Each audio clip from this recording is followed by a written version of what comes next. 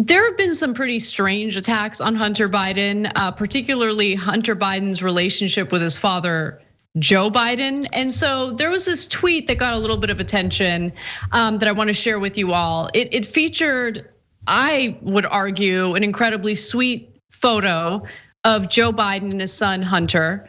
So let's take a quick look at that. And the commentary that came along with this photo was pretty disgusting. Does this look like an appropriate father-son interaction to you?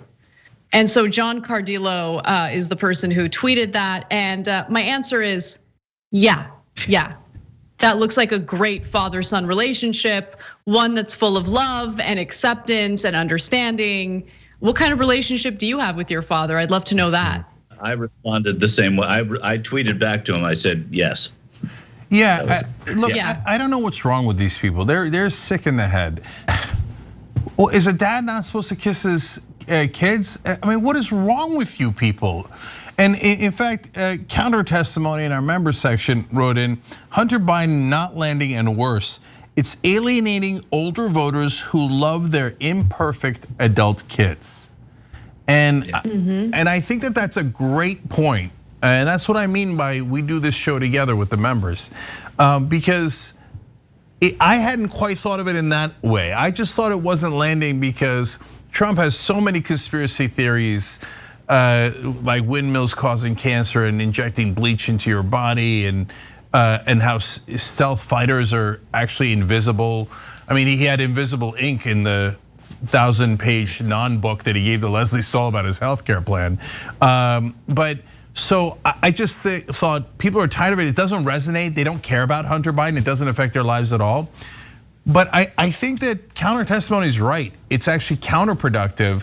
I think a lot of people are looking at it and go, the kid had addiction issues, and it's obvious that Joe Biden loves his kid and he's trying the best he can, and he lost a couple other kids.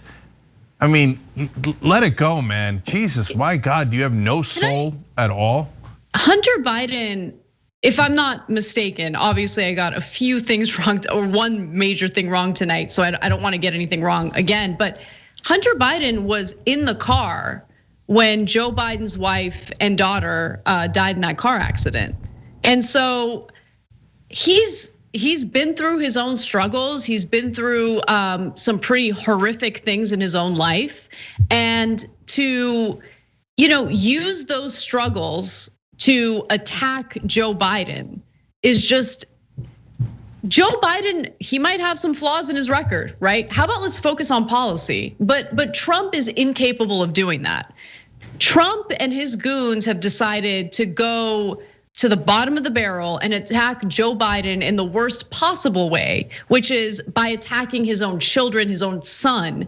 And I'm glad that it's not working out for the Trump campaign. It's so despicable and so disgusting. And to be quite honest with you, I don't have children, but when I think about like my own family members, if I were in politics in any way, shape, or form, and people were coming for my family members, I would not have the type of restraint that Joe Biden has shown during this campaign. I would lose my mind if someone was attacking my family members. You know what I'd do? I'd go on the offense. And so at one point during the debate, he just kind of mumbled it under his breath. But Trump said, and then he had a problem with the military.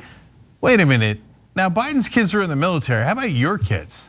So if I was Biden, I'd be like, you keep yapping about my kids, right? And how about your kids and Ivanka getting 17 patents approved by the Chinese government as soon as you got into office, right? And how your kids have lived off of not just you, but off the American people. And we're sick of it. We're sick of your corruption. And you have the temerity to talk about my kids?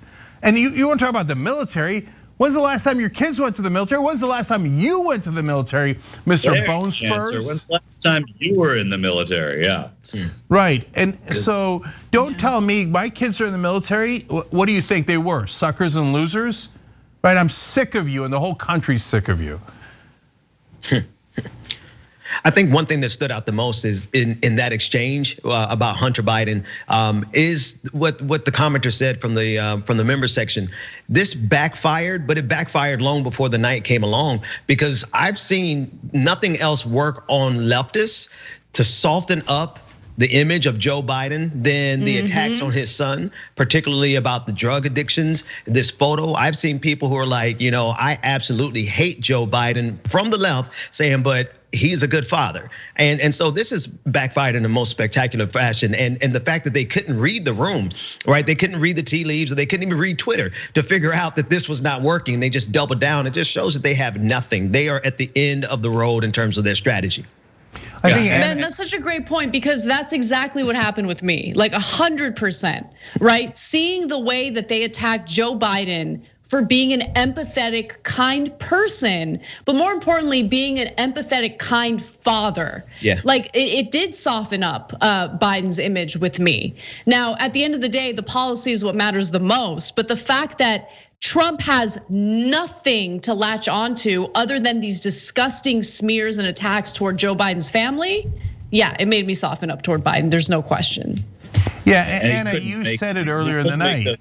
He's a one-trick pony, and so the reason he keeps going to Hunter Biden is because that's all he's got. He's an absolute mess, and he can't land anything on Biden because Biden's problems are that he was too conservative, not that he was too progressive. Right. So he keeps going with, oh, you're a socialist, and Bernie is going to take over the party, and Biden keeps saying, I beat Bernie, what else do you want from me, right?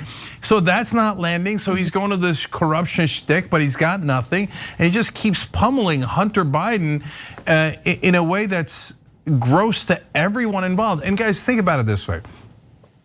We thought as progressives that Bernie was too soft on Biden. He should have concentrated on his record on Social Security, civil rights, and I can go down the list, right? But it's unthinkable that Bernie Sanders would have attacked Joe Biden's family. Unthinkable, right? Right. And if he had, we would have been like, what are you doing? Don't do that. That makes no sense. You know why? Because the left has decency. And unfortunately, the people who are supporting Trump have shown the opposite. And in fact, when people were, and I don't think attack is the right word, when people were pointing things out about Barron Trump at one point, it was people in the Democratic Party who were saying, you cannot do that. We are not going to talk about Barron Trump, whatever there was to talk about him, speculate about him. That's the president's son. That's somebody who has nothing to do with what we're upset about. And so you're right, Cenk, that never would have happened with Sanders. It's unfathomable. It's not even worth talking about. One thing that I do think that is important that nobody's really talked about, and you may have because I just joined the party late, but 50 million Americans have already voted, right? So what happens in these debates, while it's impactful, it's not impactful like it was 20 years ago, 10 years ago, when fewer people were voting early, not to mention because of the coronavirus this year. But the point is that when you have these closing debates and it's the last chance to see 50 million people, it's a lot of voters, and they've already cast their ballot. And so I think what that can sway is also, I think, overrated. So that's a good point because, and we were talking earlier in the night about the huge voter turnout that is expected, and it appears that it's going to be 10 to 15 million more people than in 2016. And since Republicans already vote at a huge rate, especially his base of white evangelical voters, they already had a 85% voter turnout in 2016. You really don't have much room to grow there. It seems to indicate both as a matter of logic, but more importantly, as a matter of the mail-in ballots that we're actually seeing, they're coming from at a much greater rate from registered Democrats. So if all those Democrats are showing up to vote, Republicans are in a world of trouble. So that's why tonight, when Trump was bragging about, oh, your oil stance isn't going to play well in Oklahoma and Texas. Brother, if we're talking about Oklahoma or Texas, you're already done and you just don't know it. Thanks for watching The Young Turks, really appreciate it. Another way to show support is through YouTube memberships. You'll get to interact with us more. There's live chat emojis, badges. You've got emojis of me, Anna, John, JR. So those are super fun. But you also get playback of our exclusive member-only shows and specials right after they air. So all of that, all you gotta do is click that join button right underneath the video. Thank you.